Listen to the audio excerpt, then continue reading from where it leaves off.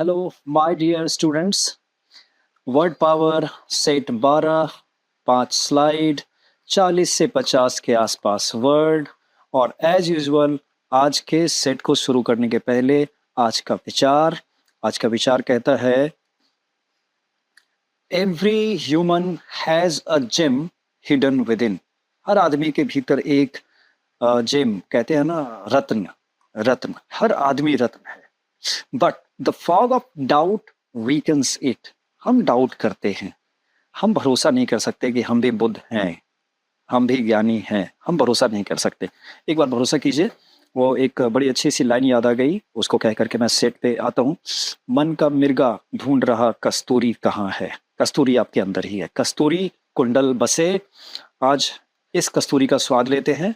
चलिए, हमारे पास 5 सेट में पहला कलेक्शन है हमारे पास, रेडियो जॉकी से शुरू हुआ है। चलिए, पहला word radio jockey, rhetoric, petrology, psephologist, sculptor and zoology. चलिए, पहला word radio jockey. Radio jockey, हम जितने भी रेडियो स्टेशन पे जिनको हम सुनते हैं, जो होस्ट कर रहे होते हैं प्रोग्राम को, हम उनको रेडियो जॉकी कहते हैं, जो रेडियो के प्रोग्राम को होस्ट करते हैं, पेश करते हैं। ओके, सीधे सीधे हम उसको कहेंगे प्रस्तुतकर्ता। यस, प्रस्तुतकर्ता, प्रस्तुत करने वाला। प्रेजेंटेशन जो करता है, प्रेजेंट करता है वो प्रोग्राम को। स्पेलिंग पे ध्यान मत दीजिएगा, स्पेलिंग अभी लिख भी नहीं रहा था मैं। चलिए, रेडियो जॉकी डन। अगले पे आते हैं, rhetoric. If you are a rhetoric speaker, rhetoric speaker मैंने बोला, तो आप एक गुड ओरेटर हैं। गुड ओरेटर हैं, गुड ओरेटर, एक अच्छे वक्ता हैं, मीन्स सुवक्ता हैं, सुवक्ता। एक वर्ड और भी आपको ध्यान में रखना चाहिए, एक डेमागॉग। डेमागॉग, डेमागॉग एक ऐसा नेता जो अपने भाषण से लोगों को वश में कर सकता है या उनके व्यू को बदल सकता है, ये कहलाता है डेमागॉग। एक ऐसा नेता, तो उसको एक अच्छा वक्ता होना ही पड़ेगा, उसको स्पीकर होना ही पड़ेगा। तो वो रेटरिक स्पीकर होता है जो अपनी बातों से, लॉजिक से लोगों के व्यू को बदल सकता है। ओके, चलिए अगले पे आएंगे, पेट्रोलॉजी। पेट्रोलॉजी, पेट्रोलॉजी में ध्यान देंगे, पेट्रोल वर्ड है ना, तो पेट्रो कहाँ से मिलता है? पेट्रा से मिलता है, पत्थरों के बीच में होता है, उसी से नाम इसका पड़ा, पेट्रा के कारण पेट्रोल। तो पेट्रोलॉजी हम किसका अध्ययन करेंगे, किसकी स्टडी करेंगे? तो रॉक्स के, रॉक के स्ट्रक्चर के बारे में, टाइप के बारे में हम अध्ययन करेंगे, ये हो जाएगा पेट्रोलॉजी। चलिए अगले पे आएंगे, सेफोलॉजिस्ट। सेफोलॉजिस्ट क्या करता है? जैसे हमारे यहाँ जब भी इलेक्शन होते हैं, चलिए आपको जाने नहीं कहा महाराज, आप यही रहें। चलिए, सेफोलॉजी। सेफोलॉजी में पीएससी, पी साइलेंट है सबसे पहले, तो स्पेलिंग पे ध्यान रखेंगे। सेफो, सेफो मीन्स इलेक्शन। अब इलेक्शन है तो क्या बिना वोट के इलेक्शन तो नहीं होगा, तो means election and voting trend. Voting trend कि रुझान किधर है, रुझान, पब्लिक किस पार्टी को ज्यादा पसंद कर रही है, पार्टी के मैनिफेस्टो के आधार पे वो तय करेगी। तो वोटिंग ट्रेंड किधर है, कौन सी पार्टी ज्यादा जीतने की संभावना रख रही है, तो इलेक्शन और वोटिंग ट्रेंड के जो स्टडी करते हैं उसको हम कहेंगे सेफोलॉजिस्ट। यानी सेफोलॉजी में हमको क्या स्टडी करना पड़ेगा कि लोगों का झुकाव किधर होता है, लोगों का रुझान किधर होता है, इलेक्शन में लोग पार्टिसिपेट करते हैं कि नहीं करते हैं ज्यादा। इन सारे तरीके की बात हम सीखते हैं, समझते हैं सेफोलॉजी में। तो वो उसको पढ़ने वाला आदमी क्या कहलाएगा? सेफोलॉजिस्ट कहलाएगा। तो सेफो का मतलब आप ध्यान रखेंगे, इलेक्शन या वोटिंग ट्रेंड। वोटिंग, इतनी बात याद रखेंगे, इसको याद रखे बगैर शायद काम नहीं चलेगा, लेकिन ऑप्शन देखेंगे तो सेफोलॉजी आप पकड़ सकते हैं। चलिए अगला, स्कल्प्टर। हमने पत्थर की मूर्ति देखी है ना, पत्थर की मूर्ति, पत्थर की मूर्ति को हम कहते हैं स्कल्पचर। SCULPTURE, sculpture. स्कल्पचर पत्थर की मूर्ति है, कोई तो बनाएगा, कौन बनाएगा? Sculptor, sculptor. तो स्कल्पचर बनाने वाला स्कल्प्टर, और स्कल्पचर कौन है, क्या है?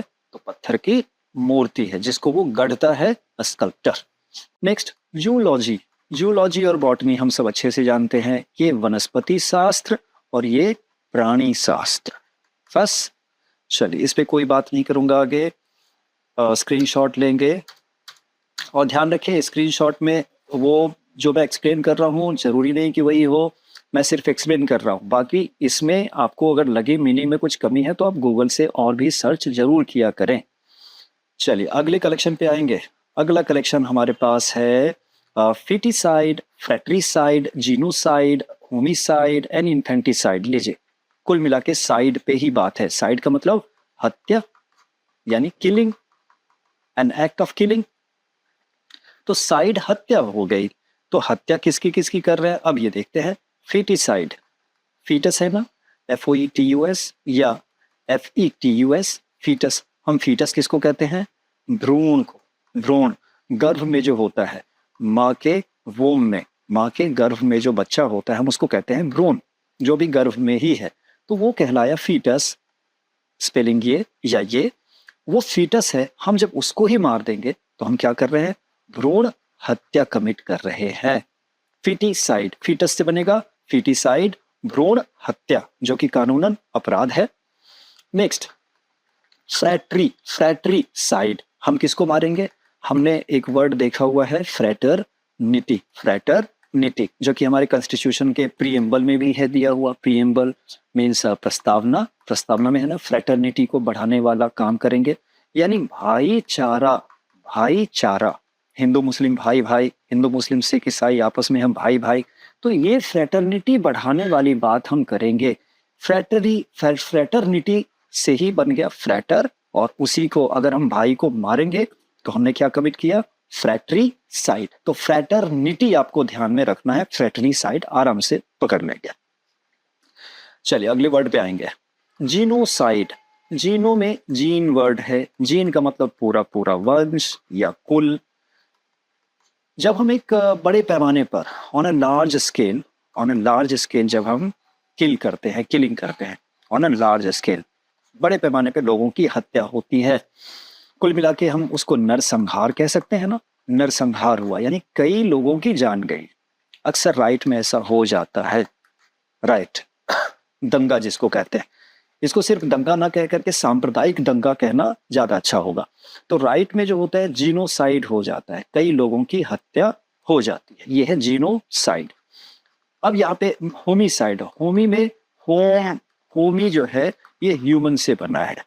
ह्यूमन में और कुछ नहीं, सिर्फ मैन है, यानी एक सिंगल आदमी का जब किलिंग हो जाए, मर्डर हो जाए, हम उसी को कहेंगे होमिसाइड। तो होमिसाइड और जीनोसाइड में अंतर खास याद रखेंगे। होमिसाइड 1 पर्सन एंड इसमें मेनी पर्सन्स, बस यही बेसिक अंतर याद रखिएगा। जीनो में पूरा जीन यानी बहुत सारे लोग, और होमिसाइड में एक ह्यूमन, कोई एक। नेक्स्ट इन्फेंटिसाइड, इन्फेंट, एक तो एज याद रखे, जब हमने बोला एम्ब्रियो, EMBRYO, एम्ब्रियो, एम्ब्रियो का मतलब भ्रूण, तो अभी एम्ब्रियो का मतलब हमने देखा था FOETUS, फीटस, हम उसको फीटस भी कहते हैं। फीटस ये भी भ्रूण है और ये भी भ्रूण है, तो ये सारा का सारा भ्रूण के लिए ही है। तो फीटस तो हो गया जो गर्भ में है, लेकिन जब वो बच्चा गर्भ से बाहर आता है, संसार में आता है, तो पैदा होने से लेकर के 12 महीने तक के बच्चे को हम कहते हैं इन्फेंट। अब आपके बात क्लियर हो गई होगी। तो इन्फेंटिसाइड हम किसको कहेंगे? जब हम छोटे से बच्चे को मार देते हैं तो वो इन्फेंटिसाइड हो जाएगा। चलिए स्क्रीनशॉट लेंगे,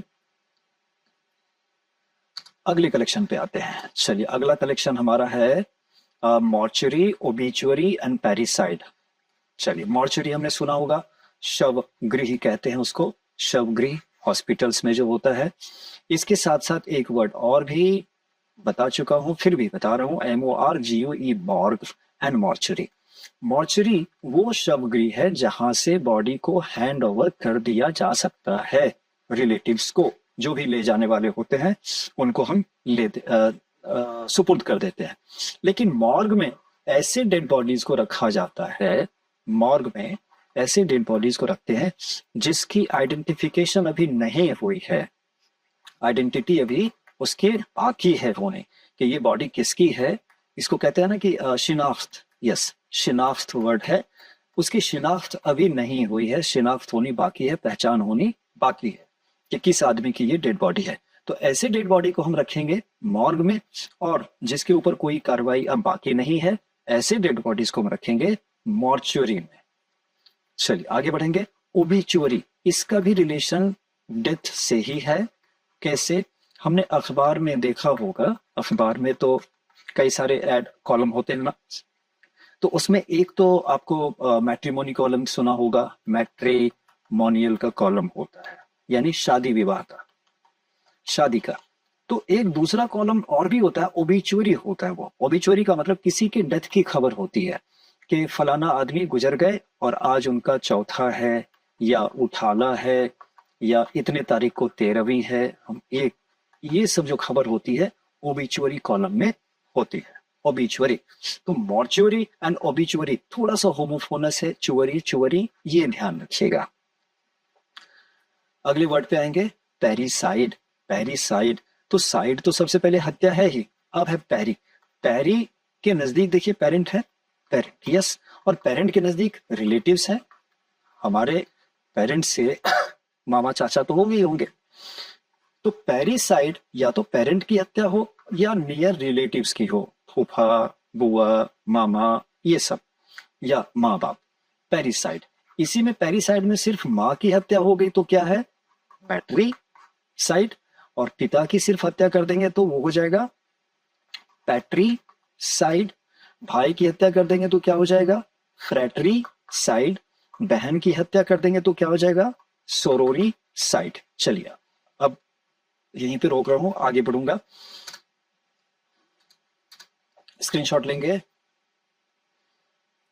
चलिए अगला कलेक्शन, अगला कलेक्शन हमारा है ऑटोक्रैट, फनंबुलिस्ट, कायरोग्राफर, ऑब्स्टेट्रिशियन।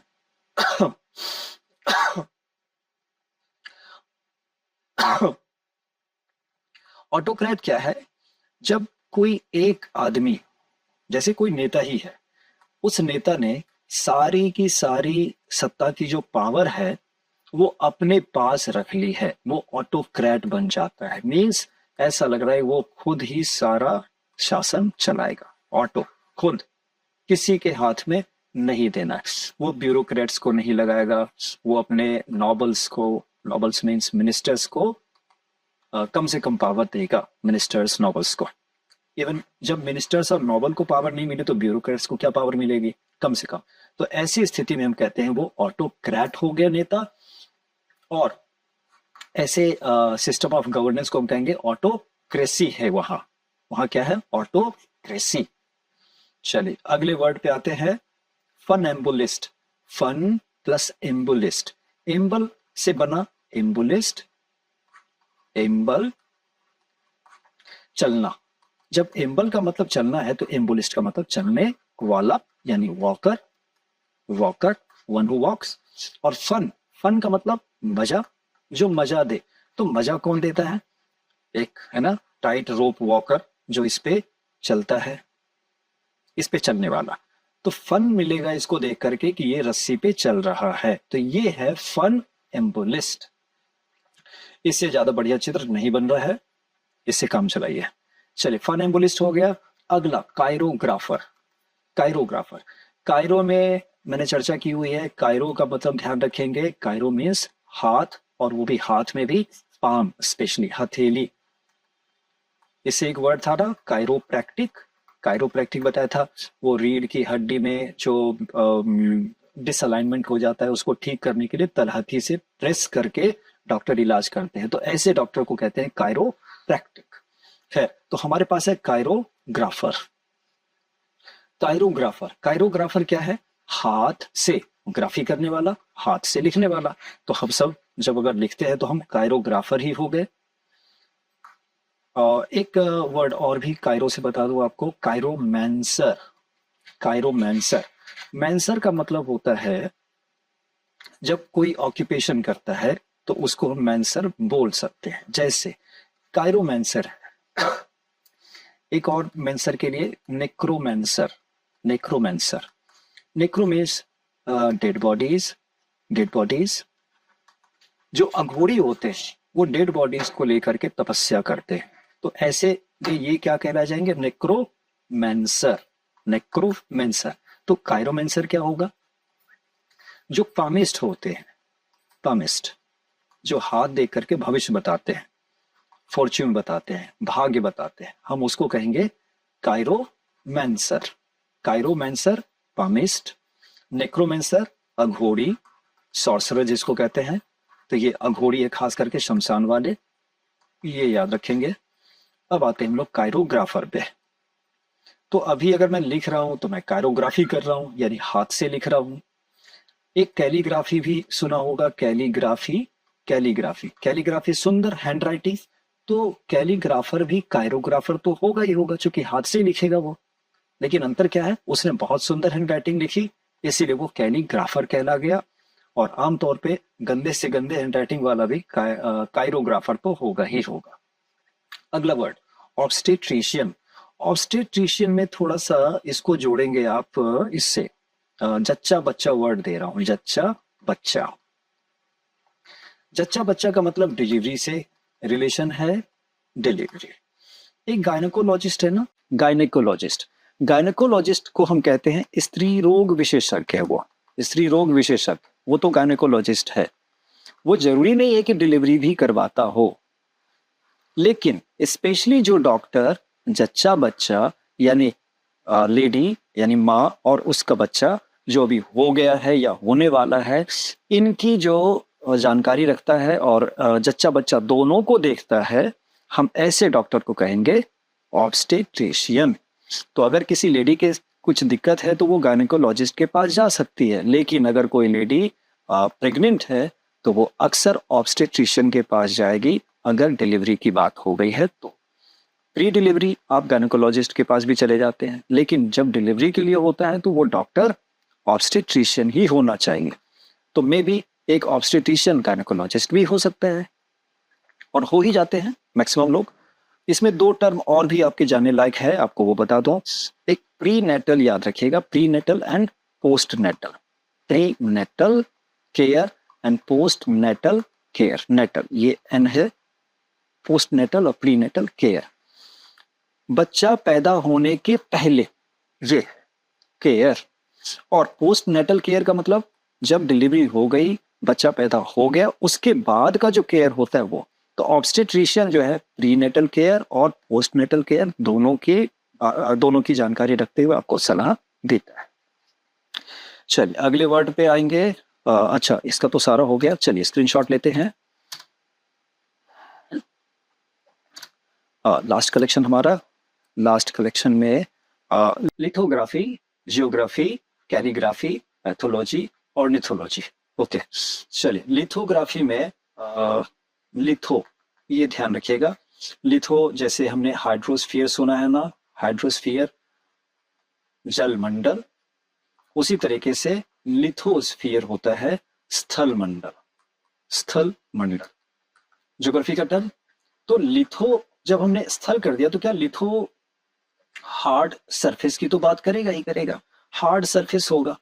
अब आते हैं लिथोग्राफी पे, हार्ड सरफेस। ओके, लिथोग्राफी हम जब प्रिंटिंग करते हैं तो प्रिंटिंग करने के लिए हम एक ऐसा करके बनाते हैं, एक मेटल का या लकड़ी का जो हार्ड होगा, इसके ऊपर कुछ हम डिजाइन को इंस्क्राइब कर देते हैं, फिर इसको हम स्याही पे रखेंगे और फिर इस पूरे कपड़े पे हम छापा देना शुरू कर देंगे। तो ये जो काम हम कर रहे हैं ये लिथो से लिखा, यानी हार्ड सरफेस से लिखा, तो ऐसे छपाई का काम ही कहलाएगा लिथोग्राफी।